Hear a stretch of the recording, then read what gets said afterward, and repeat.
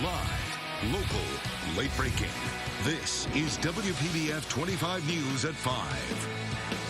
A massive security breach involving postal customers and workers. Hackers got their hands on personal information of every single U.S. postal employee and retiree, along with millions of post office customers.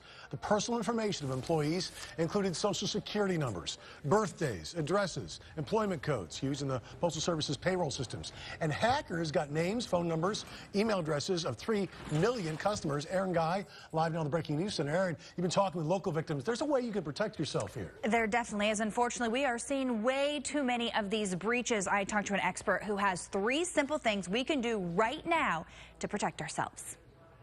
With more convenience comes more risk. The 21st century is proof of that. This time, our U.S. Postal Service under attack. We do try and protect our identity just like every person, all our friends, neighbors, everyone does. But this just goes to prove that it can be more than just Target, more than just Home Depot. It can be your information through an employer that can be hacked.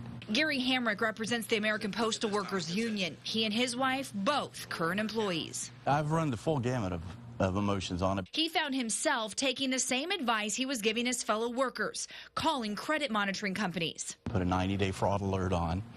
The Postal Service is planning to offer a 1-year Experian credit monitoring service. But it's not just workers. Customers like Molly Cynical could be victims too. It disappoints me. I mean, they should be more on top of things. It's very hard to go back and be reactive. PC professor Robert Fellman says we need to be proactive. He says that there are simple steps we can take right now to protect ourselves. The first, ditch a password and go with a passphrase. When you say a passphrase, that could be, I love sunshine 53, or my favorite lunch is a salad.